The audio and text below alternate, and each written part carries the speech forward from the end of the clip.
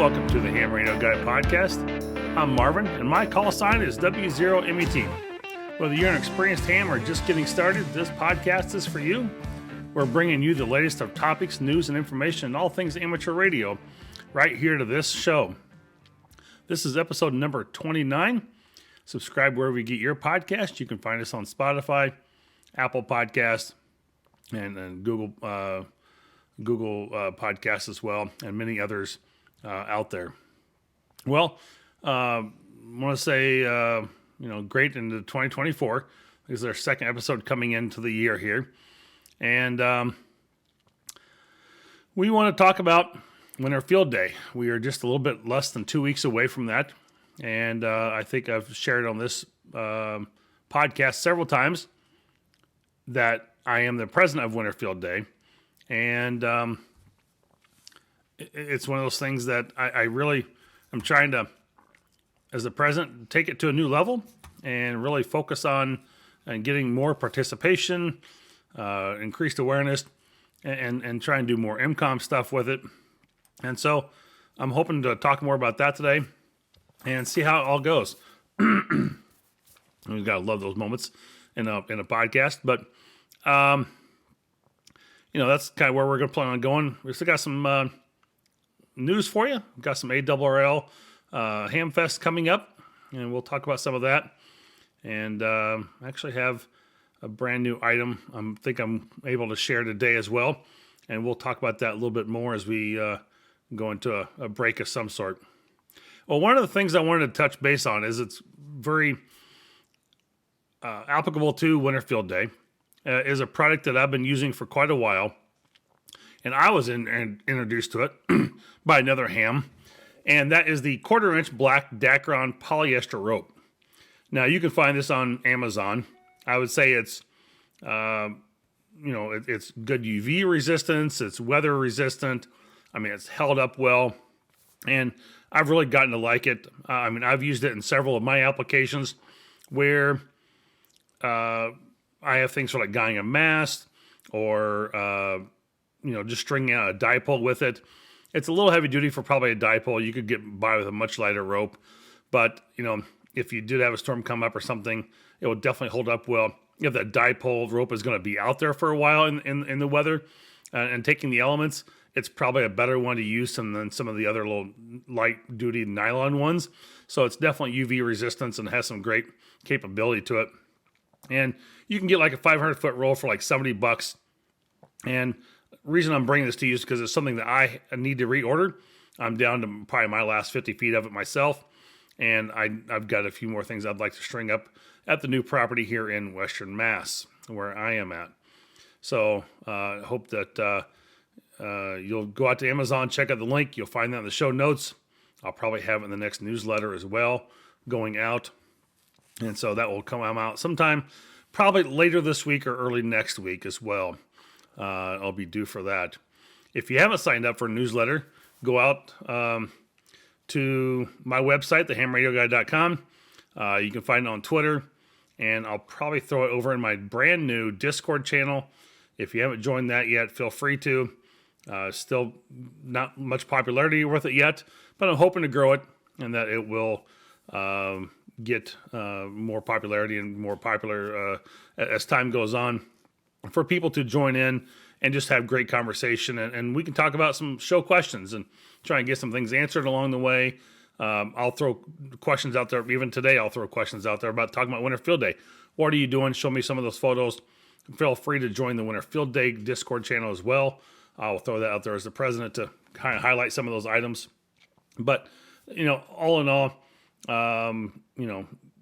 get out there and join on some of those discussions, especially if you're a new ham.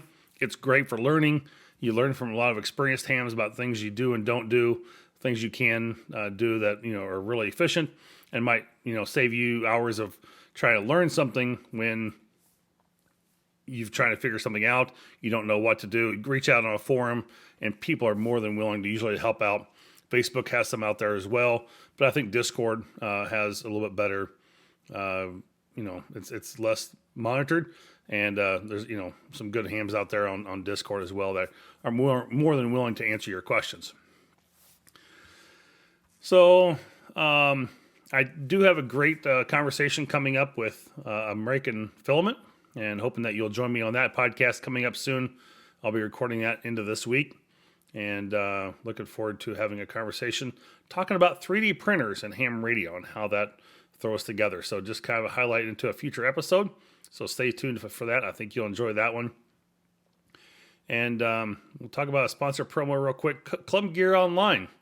For all your POTA gear, swag, ham radio gear. Check out his recent items from the desktop mats, POTA keychains, metal band plans, and something I'm going to release on this podcast. He's got little buttons and some new swag for the Hamcation Fest in Orlando coming out. So I don't think he's released that yet, but I'll go ahead and share it on here with my listeners. He's got new buttons coming out for POTA. I think you'll really enjoy them, and it'll be pretty exciting to have that and some of the other new swag he's come up with. So he can certainly customize anything you have for coins, poker chips, QSL cards, and other gear. Just email him direct from the website or visit clubgearonline.com. If you find this information useful in this channel and you like this podcast and would like to be able to continue to keep it, we are community supported. It is, basically out of my own pocket right now. Not looking to get luxury vacations out of this, not taking a cruise to the Bahamas. Just help support the channel. We do have costs for, the website and other things that, try and do the MailChimp news feed and things like that. So we try and, keep some support there. It doesn't have to come completely out of my pocket. It is, but, would appreciate any help you can give as well. You can look at becoming a patron for me over at buymeacoffee.com/the ham radio guy. There are 3 levels you can support at the channel: technician, general, or extra class, and simply support the channel at $1 a month or get the extra class membership with more benefits. So we want to thank you for joining us there. I didn't even put in to my recording this week the news cycle for the news. I usually have a little musical recording for that, and I guess it's a lesson learned there. Using a little bit new software, and I forgot to include that one in on this settings. So we will just bypass that music today, but I'm going to a couple longer stories here, but I think they're all very important, good things to share.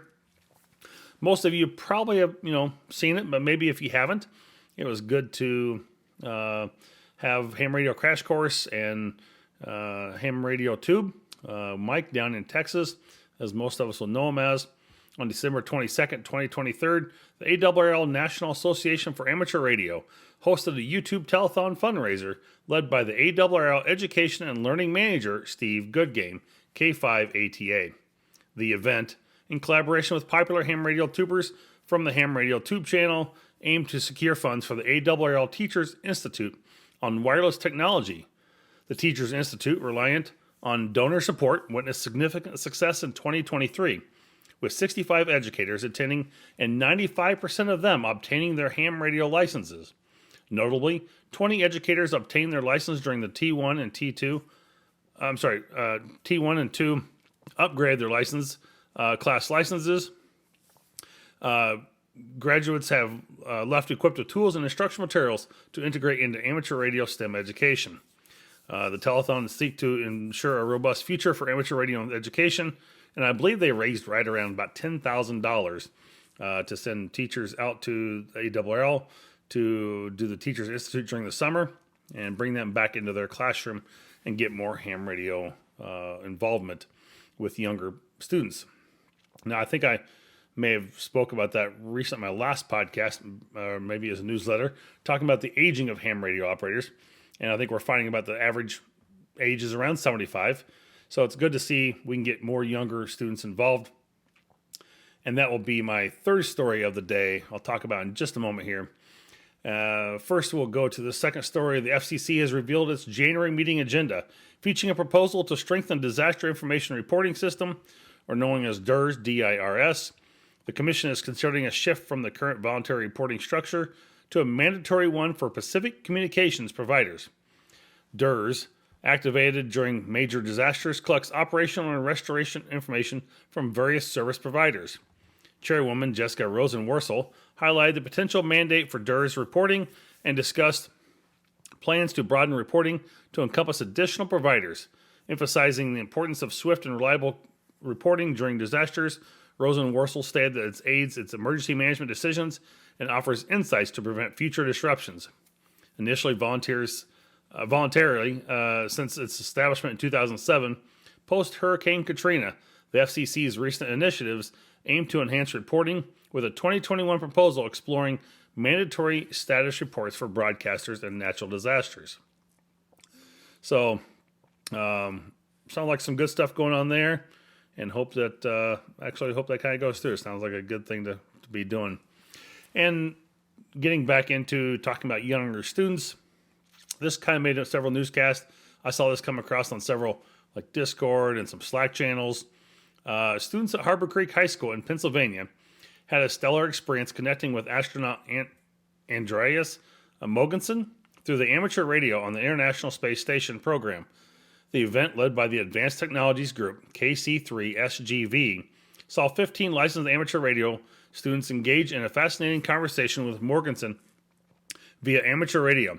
The success of the students initiated earned significant media attention, and Assistant Principal Drew Mortensen, AC3DS, who is a graduate of the ARRL Teachers Institute on Wireless Technology, played a crucial role in bringing this unique experience to the students. The ARRS contact marks another triumph for the program. All this was a release date of January 16th, 2024 here. So, anyway, there is a little bit of news for the week here. Getting into our major segment, talking about Winter Field Day. Now, if you're following me this week, now, as I said, I started some new software, and I am going into using some Winter Field Day stuff here, and getting to the correct screen. And if you follow me on YouTube, this should be recording on YouTube now, and I'm going to show the website for Winter Field Day a bit for those podcast listeners, hoping you can follow along later. And, go check out the website yourself at winterfieldday.org or winterfieldday.com. They do redirect to each other, and they are the same. So, Winter Field Day this year is January 27th and 28th, 2024. It starts on Saturday, 1800 UTC, and goes to, 1900 UTC, and goes to 1859 UTC on Sunday. So it's about a 24-hour event, and, it's always held the last full weekend in January. And the nice thing about Winter Field Day is whether you are in your home, you want to be outdoors, you want to be a mobile location, or maybe you'll choose a church or ELC or, some other type of building, you could still be indoors out of the, rough elements of a snow or ice in case, rain if it's happening. But the whole goal of Winter Field Day really is more, we've taken it from kind of a contest side, and that's something I wanted to talk about a little bit, was more from the contest side over to more of a special event or an income tool to help you become a better amateur radio operator and to enhance your skills in those subpar conditions when they occur. Or if we were to be used for by a local ARRS group or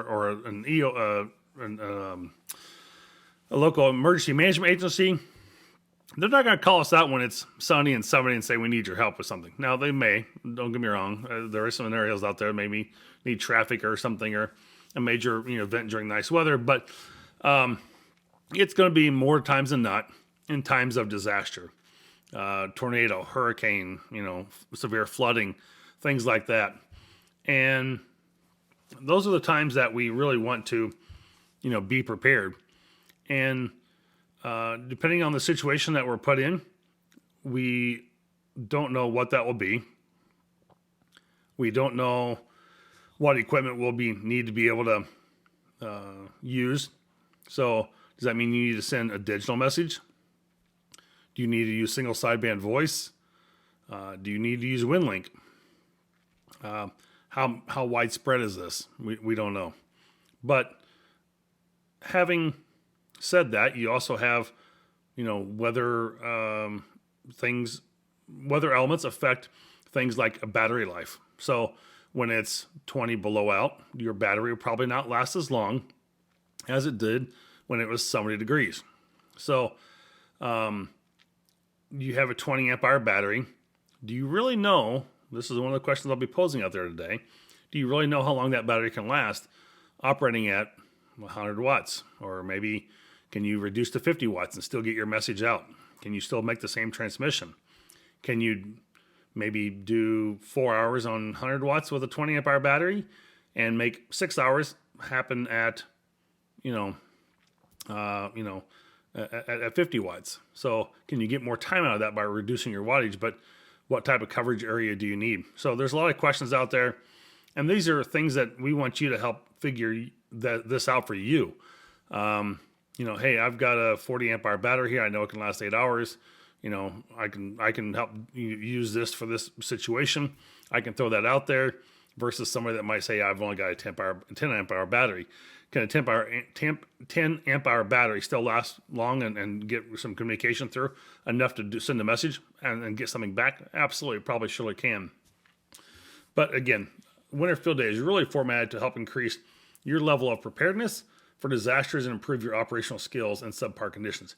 And that's really more of our motto, the reason, our mission statement of what we really want to focus on. So, that's what we want to do. Now, if we scroll down through the main page, kind of get through a little bit what Winter Field Day is, how it works, what our purposes are. We have a new location map here. And I'll make this map just a little bit bigger. Maybe it'll show up on the screen. And we've gotten some new software this year. And this is where you can see there's actually, we go all the way across the world. The Winter Field Day is global. We don't limit to just the U.S. like summer does. But as you zoom in on, let's say, the U.S. here, you'll start to see that there are a number of blue and yellow dots here. And not that they mean a lot really right at this moment, but if you start zooming in further, you'll start to see some purple ones, some blue ones show up. And these are simply blue is public and purple is private. And if you want to zoom into, let's go down here into Maryland, Washington, D.C. area, you'll see more of the local ones, pop up. And you'll still see a couple numbers here. If you zoom in a little closer, you'll see those two. One was over by Emmitsburg and the other one's over by Robinwood. And so you can scroll in and out as you need. You can move across the page and find something maybe a little closer to what you're looking for. And zooming out probably a little better there to see a little bit more. But you can find some of those other sites that you can go visit. And if you click on it, you'll see some that will talk about, maybe what their event is, where it's at. They might have a talk-in channel on there. They might link it to a PDF or a web page of some sort. And, they have, talk about maybe if you want to bring food or if you just want to come visit, if you're a public figure. And, here's one, the K3SMD.net is a multi-club and organization Winter Field Day event at the Nanjamo Creek Environmental Education Center in Maryland. So in Southern Maryland. So there's a lot of organizations there. It looks like they have a lot of details going on. So you can certainly find what you need in a local club near you, or maybe an individual doing a private event that can help you, learn a little bit more about what Winter Field Day is, get on the air if you don't have the equipment. And what I'm looking to see here, real quick, I'm scrolling across the page. Oh, zoomed in a little too far there. It looks like right now, surprising enough, I don't have anybody in South. I might have somebody in South Dakota. Looks like maybe one or two in South Dakota. Looks like all 50 states right now are covered. I don't think I have anybody in Alaska still. But usually, yeah, I do have a group in Hawaii usually, and that might be one of our lone rangers out there. Someone puts in, when you go to submit your your location on our website, that might be Hawaii. Yeah, the Big Island Amateur Radio Club. So they always have a great time with Winter Field Day. They are a normal one that's responded every year to us, and they are out in Hawaii. So sometimes we get some rogue markers out, and like people email us and say, hey, I submitted my club location on your map, but it's not showing up. Where is it at? And like we have one out here in the middle of Atlantic Ocean right now, and that's somebody that was just, they put in, like, forgot to put in the negative for the longitude and latitude in the right location there. So that's probably why it showed up a little more of a rogue location and not on the map where it's at. So we try and get those corrected before field day. We'll go in and make those changes. But we do have 1 week and 3 days left. We do have a countdown on there. 552 locations are currently registered. I'd love for you to go out and register your site and get us on the map there with you where you're going to be for Winter Field Day. We do have a newsletter, and that will go out to our 2024 newsletter for this year. You'll get a message from me as we talk about some of the changes and trying to get some new things going. Like we want to be able to send a message to W0WRC@winlink.org and then get a response back automatically. So we'll try and get that done. Can you work 6 straight hours? And I've again talked about battery power, generator power, but work more than 6 bands. So some of the things I'm challenging to this year, again, we've kind of taken a little bit of a different approach, and we've gotten rid of bonus points, and so made it more of objective based. And then our little certificates this year will have like little objective check marks on there that when you say, hey, I've worked more than 6 hours, or I've done, I worked on alternative power, we have a little image assigned with each of those that you can put on your certificate, and you will get that certificate printed out once you submit your log. So anyway, that's kind of where we're going with that. And, you can find all of our guidelines for 2024 right here in our newsletter as well, and along with our different ways of social media that you can connect to us. You can find us on Facebook, Discord, Twitter, or now X, and Instagram. So we do appreciate that. And we are excited to have ICOM America again as our sponsor for Winter Field Day. We appreciate that. Thank you. A big shout out for ICOM, all the things that they do for amateur radio. And instead of using their own marketing, they do support groups like us and other YouTube content creators and organizations and such as Youth on the Air. And so anyway, we really appreciate that. And just a lot of good information in our newsletter. Find out where we were recently on some different YouTube channels. And you can go get your POTA swag. I talk about Club Gear Online as one of my sponsors for the show, and he helps me out. And you can go to JSE Custom Embroidery as well. They have some great items over there. You can get a Winter Field Day flag from Club Gear Online. You can get your mouse pad. In fact, I'm using one personally in my own podcast here I carry with me every day. And one of the things we're looking at coming out with is maybe some challenge coins. So something to think about, and some other additional gear that we're trying to come up with. You can meet some of our board members as we talk about them. And, we got a great recipe. I cooked this up just 2 weeks ago, the white chicken chili. If you like a good chicken chili, that's awesome. And, just send us your photos. There's some great setups in Winter Field Day that I know that are out there. And we'd love to have your feedback on those, and hope that you will share those on our Discord channel or in other, if you're on Twitter and you're sharing out your Winter Field Day photo, please share that out and hit at Winter Field Day as your tag. And we will be glad to see that and like that photo as well, and hope that you'll share those. But that's kind of our news, our website. And we can go over here to our rules and get a whole complete packet of our rules on the operating guidelines for 2024. We've kind of changed it from rules to more guidelines. Again, we don't want to, we're not the police. We're not out here to just, try and be mean about, what we're doing. but trying to set some realistic goals and expectations. And, if it's 1,000-foot circle that you're supposed to be in at your 1,200 foot, again, just being a good operator, good ham radio operator, and practicing, having integrity and trying to be honest about what you're doing. Again, this is for you, not nothing I'm going to gain from this. So I'm hoping that you'll, try and figure out if you have 3 or 4 stations in that 1,000-foot circle, are you interfering with each other? Do you have issues? Is there different ways you can position your antennas so you don't have that interference? There's a lot of things to be gained from things like that and being in that 1,000-foot circle. And yes, Summer Field Day does the same thing, but we've learned how to place antennas in a row so that we do not get, the feed from another 20-meter station that might be on site as well, transmitting. And some of the things, for 2024, we still have 100 watts. And we do have in here all logs must be in Cabrillo format, but we've actually accepted ADIF format now too. And something to think about if you go use like a program like Hammers, you can actually export into an ADIF format and upload that into our website. And we'll have a button on the top of our website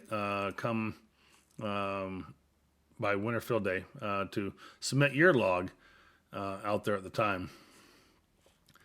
And some of the other major changes, I'm trying to think what else we've got out here for now. Feel free to always just to email us, wfda@winterfieldday.com, and that will send an email right to me.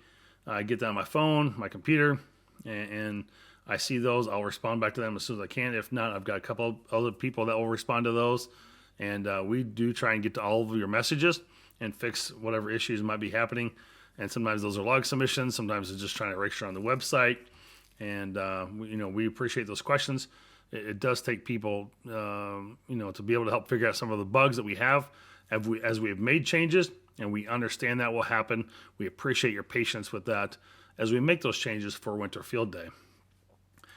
There's always a great information on the resources tab in our website, and you can find the different logging programs. N3FJP by far is the most favorite of ours, as well as probably the most used. So go out and get his latest software. I think it's 2.8.5 is what is the latest on the software right now. He may have a newer version of that out.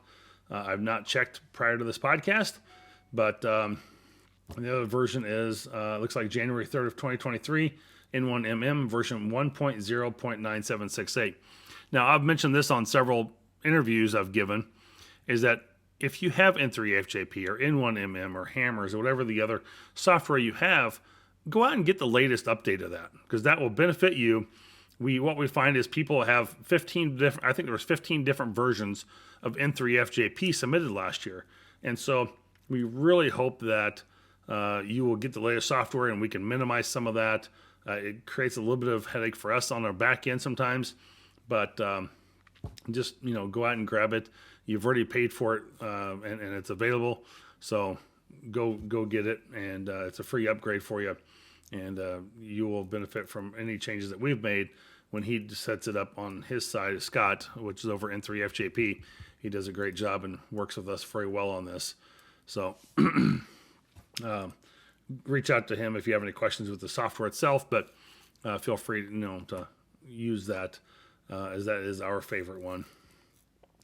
Operating aids, we do try and give you some information for like section maps, some CQ zones. If you have any questions, again, we do have people that operate globally. And so, we might need to know what some of those other zones are. If it is DX station that you're working at outside the U.S., just put DX in there, and that will work as your rack section field as well. So you'll be good there. There is a fillable flyer you can fill out for Winter Field Day. Put in your local information, share that with a news source or some other media of some sort, maybe put it on a couple stores or something like that if that happens. You can find us in the news. Again, different stories talking about Winter Field Day here and there. We were just on Ham Radio Now and Ham Radio 2.0 here in 2024. Those are not in there yet, but we'll get them up on the site as well. Again, you can reach out and find some swag there under the resources page. little bit about the history of how Winter Field Day came around and how it got to what it is present day and the current board members that exist here. So we do have a great group of board members, and I thank them for all their work, for putting the newsletter together, keeping track of Treasury, the social media, the creation, the rules, the changes that we make, and our web service designer, Andrew, does an awesome job and just really incredible. So I want to say thank you to all the board members. If you happen to catch this podcast, I do appreciate that and what you do to make this event successful for everyone out there that does participate.